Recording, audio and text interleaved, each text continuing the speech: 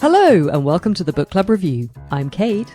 I'm Laura, and this is the podcast about book clubs and the books that get people talking.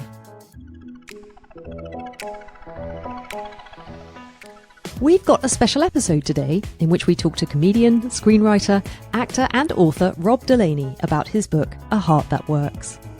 As so often with books that pack a powerful emotional punch, this deals with a difficult subject as Rob tells the story of the death of his young son Henry and considers his own journey through the grieving process.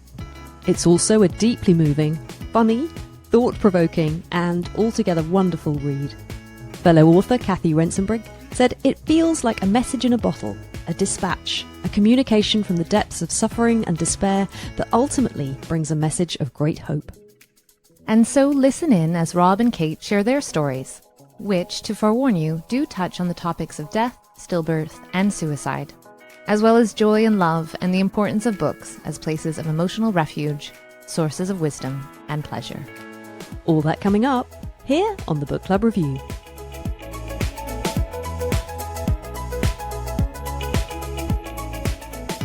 Rob Delaney, comedian, writer, actor, and also dad, which is how we connect. Regular listeners to the Book Club Review podcast might be slightly startled to hear someone so well known on this show. Our general specialty is the ordinary and the everyday, but that is how you and I connect, through the ordinary, everyday, deeply unglamorous world of parenting, which, of course, you captured so brilliantly in your show Catastrophe. Rob, welcome to the podcast. Hello. You left out, however, when you were describing me, the title of Friend. We're real-life friends and neighbors. Just wanted to throw that in there and burnish my credentials a little further with that one. Well, at the risk of immediately tarnishing that friendship, I have an early stage true confession to make. Okay. You might want to drop my microphone and walk out, but I have to confess, and it's only because I worry that, it might come up later and I might be sounding a little vague. And the reason is that Catastrophe, I have to say, it hit so near the knuckle for me. Oh, wow. And the everyday struggles that I was having as a parent, not to mention lack of time. Yeah. So on that basis, I've missed all kinds of cultural moments. I've never seen Mad Men. I've never watched Fleabag. Oh, my gosh. I've never seen an episode of Breaking Bad. Oh, So, wow. the list goes on. It's very embarrassing. I've only ever actually watched 1 or 2 episodes of Catastrophe. Oh, that's okay. But that was enough for me to know that it's a deeply funny, sharply observed look at the crazy world we enter when we become parents. But what listeners might not know is that while you were writing and starring in that show, your own son, Henry, was diagnosed with cancer at the age of 1, and 2 years later he died. Mm-hmm. And now you've written this beautiful book, A Heart That Works, that tells Henry's story and your own. I'd love to get you to read a little bit so people can get a sense of what it's like. Okay. When you're a parent and your child gets hurt or sick, not only do you try to help them get better, but you're also animated by the general belief that you can help them get better. It might not be the wound cleaning you personally administer or the medicine you yourself pour into their mouth. You might have to get them to a nurse or a doctor who has the right equipment and skill set, but you believe that it's you who will get them to the right place by a car or taxi or, God forbid, ambulance, and that once there, you'll sit by their side or maybe hold them in your lap and they'll get what they need. Add a little time to mend, heal, rest, and you'll soon have an exciting story to tell. That's not always the case, though. Sometimes the nurses and the doctors can't fix what's wrong. Sometimes children die. Whatever's wrong with your child gets worse, and they suffer, and then they die. After they die, their body begins to decompose, and later it's zipped into a black bag and taken away by an undertaker in a black van.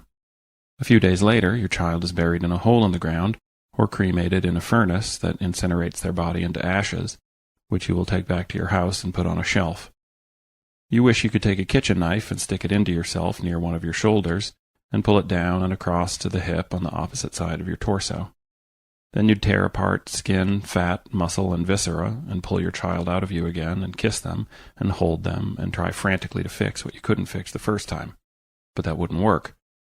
So you sit there like a decaying, disused train station while freight train after freight train, overloaded with pain, roars through you. Maybe one will derail and explode, destroying the station and killing you, and you can go be with your child. Would that be so bad? Why do I feel compelled to talk about it, to write about it, to disseminate information designed to make people feel something like what I feel, what my wife feels, what my other sons feel. Done properly, it will hurt them. Why do I want to hurt people? And I do. Did my son's death turn me into a monster? It's certainly possible. It doesn't sanctify you. Things get broken. Maybe it's because I write and perform for a living that I can't help but try to share or communicate the biggest, most seismic event that has happened to me. Truth is, despite the death of my son, I still love people. And I genuinely believe, whether it's true or not, that if people felt a fraction of what my family felt and still feels, they would know what this life and this world are really about. Yeah, that's a very powerful passage. I hesitated to get you to read that one because I know when I read it, I found it quite hard to go on from that point because it sort of so wrenched me by the heart from the very beginning. But I love that little paragraph about why you wanted to write this book, because I feel like that's something I think people might ask themselves is, why would I want to read this? Mm-hmm. You know, it's a lot to process and understand. And I have some experience of this because my husband and I also lost a child, our daughter Bronte, the week before she was due to be born. She died, and we never knew why. No one ever knew why. Everything was fine up till that point, and then suddenly we went for a routine scan the week before we were due to have her, and there was no heartbeat. And so, particularly for me, I really hesitated to read this book. I thought, of course, I don't know how this is going to make me feel. And I bumped into another mutual friend of ours, Emily, and she said, "Oh, I've been reading Rob's book." I said, "Oh, how is it?" Thinking she was going to tell me it was going to be really difficult. And she said, "Oh, Kate, it's wonderful. Sure, it's hard, but it is so full of joy and love. And you get this real sense at the end of a new perspective on the things that really matter in life." And I thought, okay, that I want to read. I'm in. So yeah, then I did get a copy and I took it home and I read it, and I read it in one go. I read it sitting on the bathroom floor because once I started, I just didn't want to move. And yeah, it's an extraordinary book. How do you feel having it out there in the world now? It's a very mixed bag. And in the bag are some very beautiful things, you know, like you and I getting to talk about your daughter and my son. As bereaved parents, that's a beautiful thing, you know, that'll sustain us throughout today. We'll have spoken about them and, you know, they'll be alive inside of us for a little bit. There's warmth there and, of course, sadness, but that's part of the deal. I've heard from a lot of bereaved parents, bereaved siblings, and that's been really wonderful. So the book is getting to people that I hoped that it would get to, and that's amazing. And at the end of the day, at the end of the month or the year, it's really worth it. Also in the bag, there's difficult aspects to it because it costs me something to receive all these messages from people describing their pain and their loss. So I feel very raw now. The book has been out now, we're coming up on 3 weeks. And so as it was coming out, I was sort of fight or flight, book tour, press, going from studio to venue. And so there's an element of the show must go on, and I've got a job to do. You know, marketing a book about something so personal can feel inorganic and can feel painful. So as I was doing it, I was like, hey, I think I'm all right.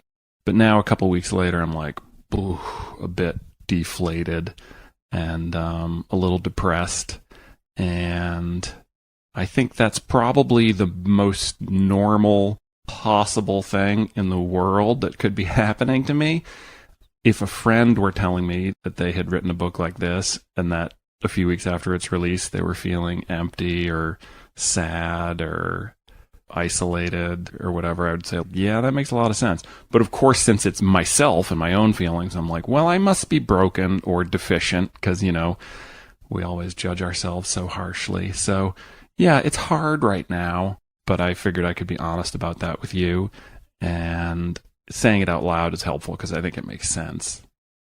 And when you've been through something like that, you do learn something about grief. You learn something about grieving and the process of grief. It's not something you'd ever really want anyone else to go through to learn those things. Mm-hmm. But if you have been in a position where you've ended up learning them the hard way, Mm-hmm. you know that there's something really valuable in there. Yeah. You've really gained something. And I think one of the things is a kind of understanding that when you gradually recover, I think, from grief is the way I think of it. It's a real process and you come out the other end. You're going to be like, normal is up and down. Mm-hmm. Normal is some days you're going to feel joyful and some days you're going to feel. Thank you. For those who aren't watching the live feed, I'm pointing at Kate and nodding my head going, oh yeah, this is normal. Because I, like anybody, get in that thing where when I feel happy, I'm like, well, I guess I'll be happy forever. Yeah. Or when I'm sad, I'm like, well, this is it forever. Even at age 45, I'm still, of course, surprised and fascinated by my own quotidian, boring emotions that are very garden variety. I was thinking as well about the perspective it gave me on my own family life. And I think perhaps that's something that this book really brought home to me again. And it was good to be reminded of that. And again, we've talked about this before. When you go through an experience like this, one of the really horrible things that happens is that you become very, very, very aware of the precariousness and the arbitrary nature of this life that we're given. Yeah. And you can't predict. You don't know what's going to happen.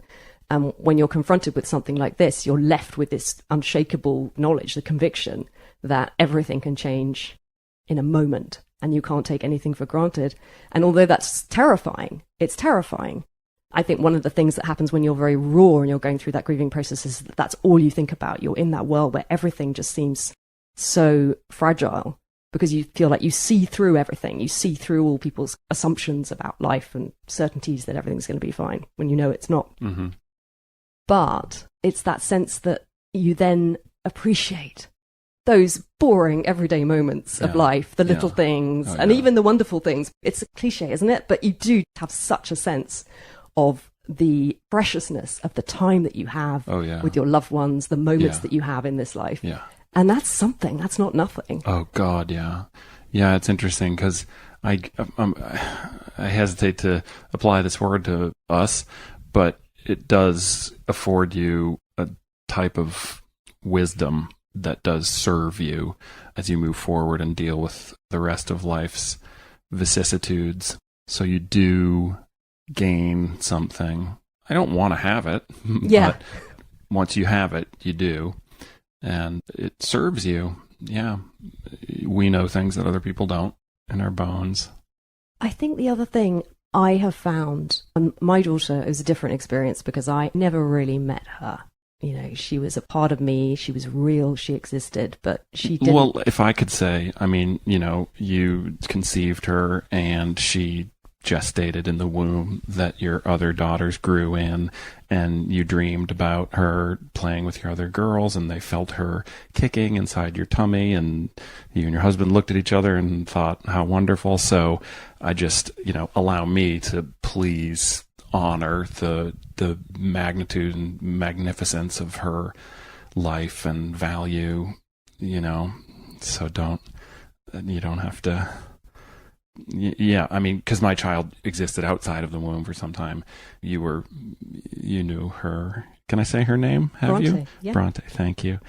Yeah, you knew her. You loved her. She's with you. So just, I want that to be said.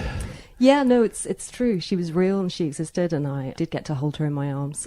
But that was some years ago now, and I found life moves on and you heal and you're able to move on. And that's the way it should be. And sometimes I almost feel that wasn't real. It didn't happen. There's a part of me that feels like you just move on, and I think it's good and it's right that should be the case. And there's no physical evidence. There's nothing, you know, no way that you would know that she was ever here. Yeah. And I was troubled by that in a way. I have been a little bit uneasy about that. Like, should I be letting it go so completely? Mm-hmm. But what I realized, and I think what I really saw very clearly, and I was pleased to be reminded of it in A Heart That Works, is that what you have is the love. Mm-hmm. What you have is that pure sense of love that you felt. And that doesn't go away. No, it doesn't. And that's the thing that you're left with. And it's such a precious thing. Yeah. And you have that. And I felt this book that's what it meant to me. I saw that. Yeah. I felt like, wow, you've really made that visible. You've held that up so that anyone can see it and experience it. And that's an extraordinary thing to me, that you managed to put that into words. Well, I think I did something that I didn't know was smart at the time, and or maybe lucky might be a better word, but when I started the book, I wanted it to be very angry, and I wanted to hurt people who hadn't held their dead child. So I really wanted to throw like a petrol bomb into the marketplace, and I wanted to offload some pain. I thought, well, maybe if I can really describe it to the best of my abilities and hurt other normies, then I'll feel better. And that's a selfish impulse and a negative impulse and a painful impulse. But the fact that I began the book with that energy, there was like a trick played on me, which is, as I started to write that stuff and burn away some of the anger or express it honestly, it really, like, organically, the love began to come out and shine through. So I kind of almost want to like go hug the slightly younger guy who started this book and be like, you know what? That angry screed of a book you want to write? Good for you. Go for it. It's perfectly okay that you feel that way. And guess what? You're going to learn something along the way. So the love that came through in the book was even a surprise to me, because that is seeming to be the big takeaway from people, is that there is so much love in the book, and that my wife's love for Henry and mine and his brothers at the book's best moments is like palpable to the reader. And so I think if the book is effective, it's because it was also effective on its author, me, in showing, not telling, the transformation of anger to love. Do you know what I mean? So the book happened to me as much or more as it did to any reader, because I wanted to write a book that was like, fuck you. I want you to smell my pain, you normal, smug asshole walking through life. Like me, the person I used to be, or the person walking down the street whose story I don't know. They might have had worse things happen to them than I have. But of course, I'm looking at people angrily thinking, no one can know this pain. So I think if the book has a secret, it's that it started as one thing and became another thing, even as the author didn't realize what was happening. I love that happened. Yes, Emily, when she told me about it, she said it's a love letter. It's a love letter to your wife. It's a love letter to your family. Yeah. It's a love letter to all the people that you felt were there for you, that supported you. And yeah, it is funny. That's what comes through. I also, grief brain is real, and talking about it even makes, I think, our neural pathways go back to the time when it happened, and forgetfulness and your brain being like, don't go into that room, really is a real thing. There's a bit in here I loved about you just saying you forgot your bank card PIN number. Oh yeah, I had to call the bank. Yeah, I don't know. I'd like to think it's grief. I do. I suspect it's my wandering wits.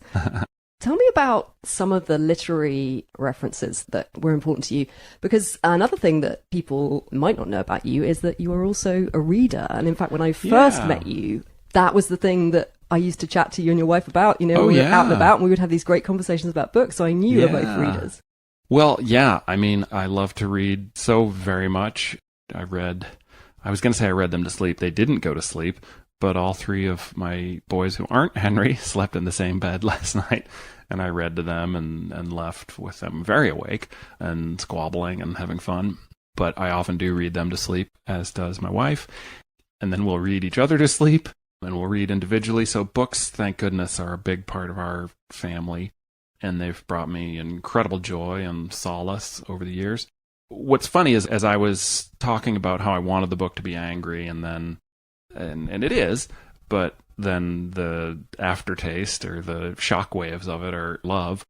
I was thinking of The End of the Affair by Graham Greene, which I mentioned in the book, and I feel like is probably the best sort of arc template for the book, like emotional template, because he begins the book, Maurice Bendrix, the narrator, by saying this is a diary of hate. And he's going to be talking about the loss of his love, Sarah. And then in the end, he says, God, I hate you so much. I hate you as though you existed. And so it's his path to faith. That was a big influence for me. I was destroyed by the film, The End of the Affair. Neil Jordan, maybe my favorite director of all time. Certainly my favorite adaptation of a book into film, because then I read the book, and it's amazing. I recommend that book to anybody who... Yeah, I haven't read that one. ...who lives and loves and cares about anything and fancies themselves a misanthrope. I think it would be a good one to find out, maybe there's something good happening inside of me, you know? So that was very helpful. And then Frankenstein, I talk about a lot in the book. Can I read the first little quote in the beginning of the book from Frankenstein? Because I find Frankenstein so helpful with grief. Pardon this gush of sorrow. These ineffectual words are but a slight tribute to the unexampled worth of Henry, but they soothe my heart, overflowing with the anguish which his remembrance creates. I will proceed with my tale. Mary Shelley, Frankenstein. Yeah, that's what I wanted to open the book with for a couple crystal clear reasons. The most amazing one being that it's in memory of a Henry, and it's so accurate for what I wanted the book to be. I had never read Frankenstein. Okay, so I really highly recommend it. I don't think there's a book that's better. If there is, I haven't read it. I should say, of the books that I've read, which I've read as much as anybody, you know, but it's really nice. She was incredibly young when she wrote it. It's an epistolary novel, so it's all letters. The whole book of Frankenstein is letters written by an explorer who is searching for a northern passage through the ice at the North Pole. And these are letters from him to his sister back in London. And while he's up there, he meets Dr. Victor Frankenstein. And Frankenstein recounts the story of his life to this explorer, who then puts it in letters to his sister. So you're essentially the narrator's sister in this book. And it's written by the incredibly young, 20 or so. I mean, I think she might have started when she was 19. She was not older than 21 when it came out. And it's not long. And she is a genius. It's staggering to think that this book came out of one brain of a person this young. So that's nice to read something quite miraculous, regardless of what it's about. She's so smart and so probing in her intellect and can see so much more deeply than most. Would it be a good discussion book? Would it be a good book club one? Oh, big time. Yeah, because the themes of it, should we try to reanimate the dead, for example? Grief, exploration, aspiration, because it's not all bad if you're trying to stop death. The impetus is you miss the people that you love and you want to help people.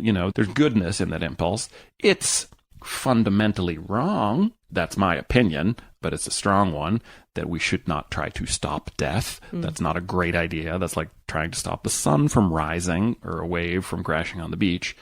So attempting to be God, as we imagine God to be, I don't think is a good idea. And I think the people who do it pay a price, as does Victor Frankenstein, certainly. But there's so much to discuss in the book. But one thing in it is that Mary Shelley knew a lot about grief. She was a bereaved mother before and after writing Frankenstein. So she knew a lot about grief. She's got a big heart, a big brain. She explores these themes really beautifully and in a way that's very useful. So Frankenstein probably would be my number one grief map book, for helping navigate all that.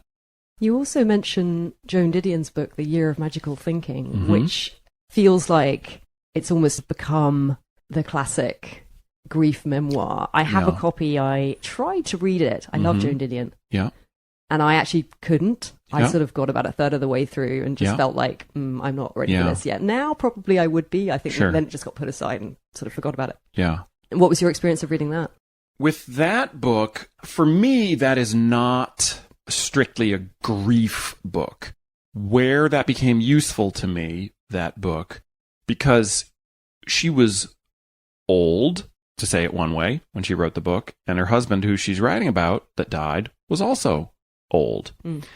And so once you've lost a child, when somebody in their mid-70s dies, that's sad, of course. If you love them, you want to be with them. And oftentimes these days people do live older than that. So it's perfectly natural and correct and everything else to grieve when your spouse of all this time. But that happens every day in every neighborhood of every city of every country in the world. So that's happening all the time. So I don't generally need to read a book about who's legally elderly, even though we don't always think of somebody that age as elderly. Legally, they are. That's not going to rock my ass, you know what I mean, having lost a child. But where that book really did become incredibly useful to me is that a second tragedy befalls her right away, which is her daughter begins to deal with a series of very serious illnesses, which when you read the book now, you know killed her. Her daughter died, Quintana. So that's when I was like, oh, wow. And the reason it affected me so strongly is because, as I talk about in the book, Henry died, but also my brother-in-law died a year before Henry did, while Henry was in the hospital getting chemo. Tobias died of suicide. He was my sister's husband, of course, and the father of their daughter, and my friend, and a wonderful guy that I loved. And he took his own life. And that was a nightmare for, in particular, my sister and her daughter. But I loved him too, and so did my mom, and so did my wife, and my kids miss him desperately. He's a wonderful, wonderful guy. He dealt with depression that was just vicious, clinical depression, reared its head. He sought help for it. He self-admitted to the hospital twice in the year leading up to his death. So he wasn't like keeping it secret or anything. He really was trying. And so that was so vicious and awful. And I was on the top of a bus coming back from the hospital with my older boys, who at the time were 3 and 5. And my sister called me and told me that her husband had died. And my wife was at the hospital with Henry, who was getting chemo.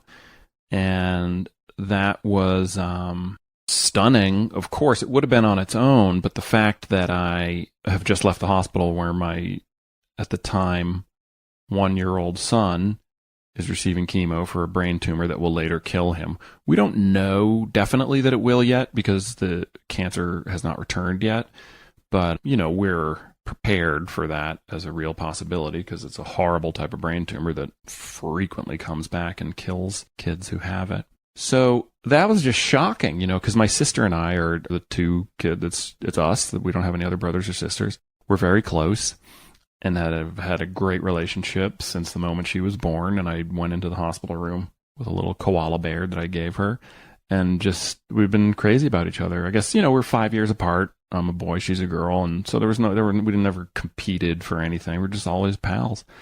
And so both our lives were somebody just came through with a scythe. So that was just staggeringly, unbelievably awful that two siblings are grieving particularly terrible deaths of people incredibly close and important to them who live under the same roof. And it just was crazy, the symmetry of these nightmares. Now, that is, of course, what I'm telling you is much more important than Joan Didion's book, but the reason the book became so useful to me is because she was dealing with twin nightmares at the same time. So that's when I was like, thank you so much, Joan Didion, for writing this book. Because, people talk about seeing themselves, like I'm a 45-year-old white American straight guy. So like I see myself represented all the time on TV and in books and movies and stuff. But in terms of two types of horrible grief at the same moment, I was very grateful to hear somebody else tell a story like that. So I felt there was something I could lean on, Of course, more than one terrible thing has happened to people all over the earth since time immemorial, but they haven't necessarily written about it with the skill of Joan Didion in the same time that I've been alive and had easy access to the book. So for me, when I heard, oh, a woman in her 70s, her husband in his 70s died, totally sad for her, my sincere condolences, but that's not remarkable. But something remarkable did happen to her, and I was very grateful that she had written that book. I didn't know that about your brother-in-law, so this book had shocks for me as I was reading it. And so, yeah, grappling with this idea that you've got these two tragedies going on at the same time.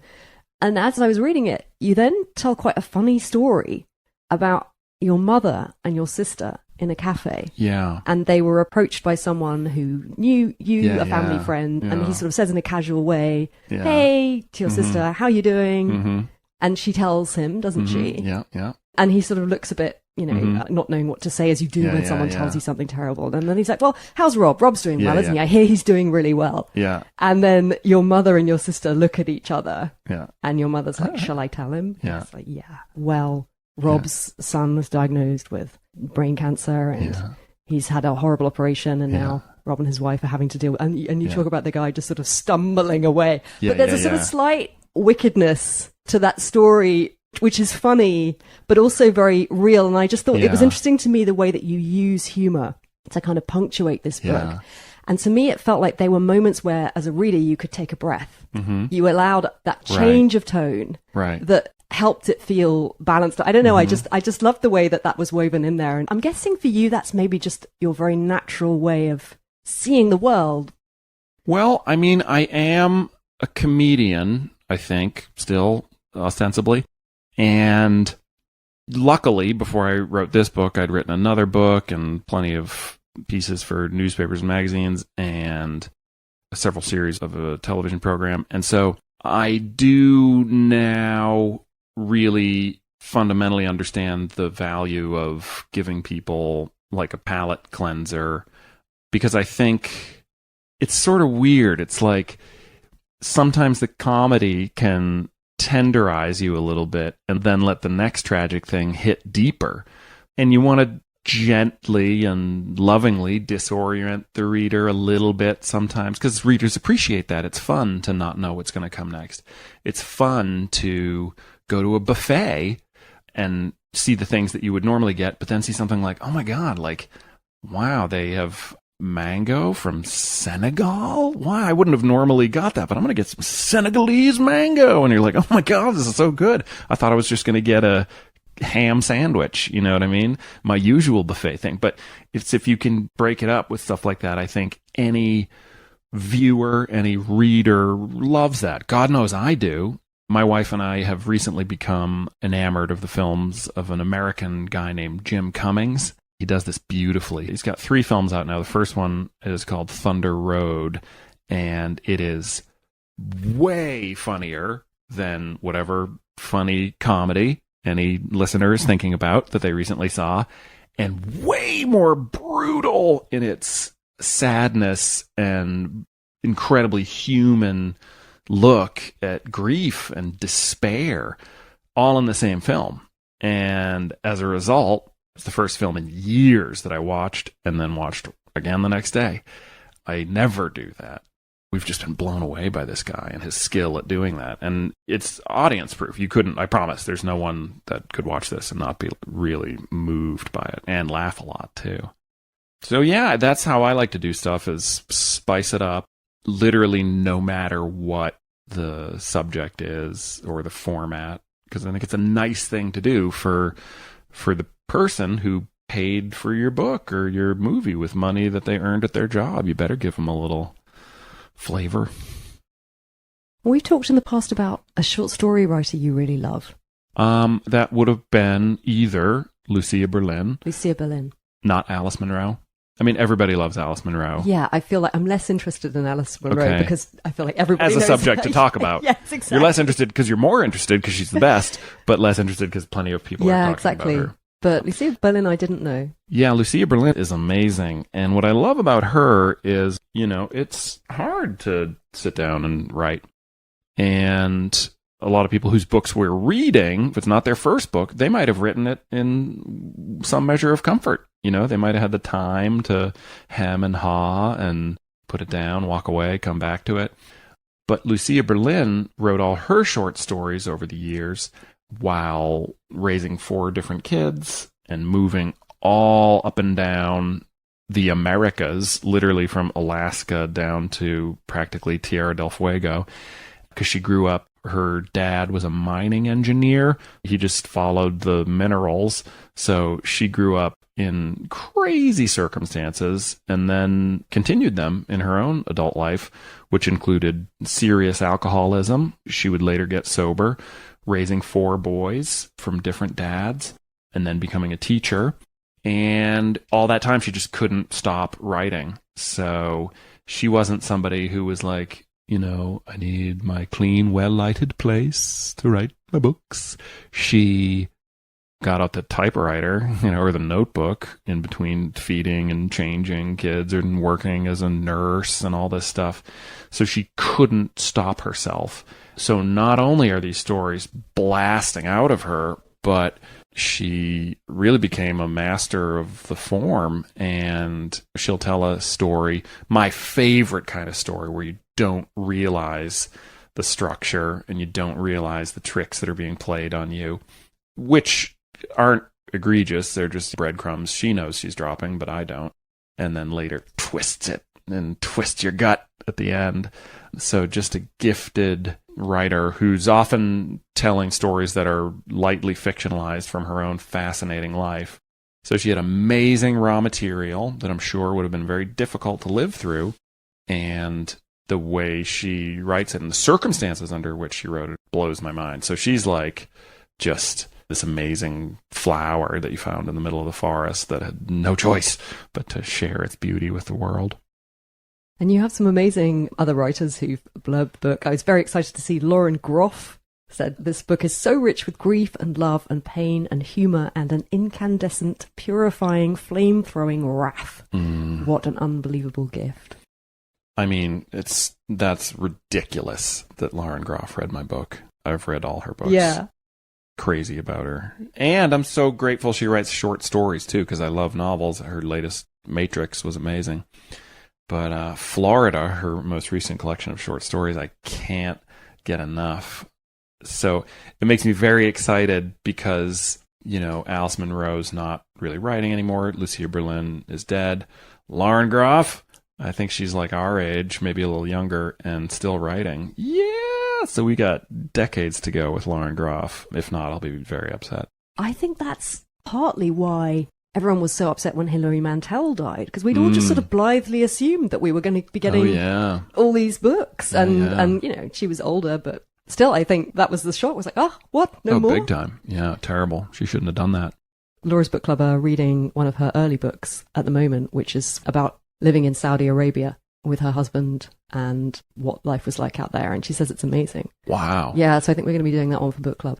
But yeah, Patricia Lockwood, I could have read about Henry for 1,000 pages. I will turn to this book again and again to feel deeply and to learn about this world from Henry. I mean, she is another person who has a very immediate family connection with going through a childhood born with problems. Yeah, I have the very good fortune, in addition to being a fan of her books, to know her a little bit. And so we communicated while Henry was still alive and while her niece was still alive, and we talked about stuff. And then, yeah, she wrote her gorgeous, incredible book, and then I wrote mine.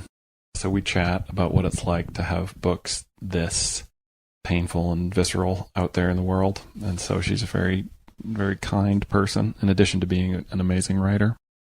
What's something else that you've been reading, maybe more recently, that you've really loved? Okay. I just read 3 back-to-back books about the Beatles. Oh. I saw Get Back, you know, the new extended look at the making of Let It Be. I have watched some of that. Okay. And there was one part where John and Paul are discussing George's departure from the band, temporary, and they don't know they're being recorded. And hearing the two of them speak sensitively about George Harrison's departure and their understanding as to why he was frustrated, and their sort of gently pushing and chiding each other about each other's personnel management shortcomings, like Paul pushing John, John pushing Paul, and then them looking at their own behavior as individuals and saying, yeah, I should have done this differently, could have done this. And it was just so interesting to see two geniuses in one métier communicate in another one. I hadn't previously read a lot of Paul McCartney interviews or John Lennon, I'm more interested in the music. But when I heard them analyzing relationships within the Beatles, I was like, just started thinking about how ridiculous it is that there was a band ever on Earth that had those two titanic talents in it, and their interplay fascinated me. So I just went down a big Beatles hole to try and learn as much as I could about the way that they made their music and the way that they interacted. So I read just, a broad survey of the Beatles. Then I read one that analyzes all of their songs ever recorded. And then perhaps the most interesting one was one by their sound engineer, Jeff Emmerich, who was just there all the time helping them craft the sounds that we know and love. If they were like, I want my guitar to sound like a train, he would be like, well, let me try this, and became very instrumental. So that was a fun hole that I fell down recently, was just trying to learn as much as I could about how the Beatles made their music. I became completely obsessed by the Beatles earlier in the year when I read Craig Brown's book, 1, 2, 3, 4. Have you come across that one? Don't even know what it is. Oh my God, such a treat is in store if you haven't read it. He is a journalist and he specializes in these books that are, perhaps this is something he's come to more recently, but the first time I was aware of him doing it was with his book about Princess Margaret. And you wouldn't think a book about Princess Margaret would be remotely interesting. I certainly didn't. But the way it's written is what's so wonderful about it. And it's called 99 Glimpses of Princess Margaret. And he brings in all these fragments. And they're from people who knew her or things that she did, news reports, or all this different kind of ephemera in a way that he brings together. And at the end, you get this incredible portrait of a person that certainly from the evidence that you're presented with in Craig Brown's book just seemed like an awful person. You would never have wanted to be around her in a million years. And then, to my enormous delight, he did the same thing with the Beatles. And so 1, 2, 3, 4, it's called The Beatles, A Portrait in Time, I think. And it's one of those books which is so wonderful because not only is it about this subject, the Beatles, and a lot is known about them already. So one of the interesting things is you feel like, well, how much can you really tell me about the Beatles? Everyone knows about the Beatles. When you finish Craig Brown's book, maybe you're at that level already, so it'd be interesting to see what you made of it. But, you really, really, really know about the Beatles. Like, you've lived and breathed their world, but in such an interesting way, because what he taps into is what you were just talking about, actually, which is John and Paul talking and they weren't aware that they were being recorded. And the brilliance of the way that he goes about accessing the subject, it's the same. It's portraits of them where they're not aware. So you get this insight, this real insight into what they were really like. And because it's so indirect, this source material, I think that's what makes it really work. One of the things I found so fascinating was the creative dynamic between them and all the people in their orbit, which just comes across so beautifully in the relationships and the interpersonal dynamics. It's absolutely I can't wait. riveting. And then as a result, then I was really interested to watch the movies. Because once you've read that book, then every moment in those films is completely electric because you know all the backstories, you know all the things that are going on. It's so good. He's such a great writer. I love that you haven't read that. I'm going to see if I've got a copy. I can give it to you. Rob, I feel like I've taken up so much of your time. Thank you so much for coming to talk to me about your book. It was such a amazing this is very experience. special to me because for all the press that I've done for this book, they've been nice people that I've spoken to, but you're somebody that I know in real life and have a friendship with and have a common bond that is, indescribably powerful and that links us. So this has been very nice for me. Oh, well, thank you. And yeah, perhaps you might come back another time I will. just to talk about a book club book. I will.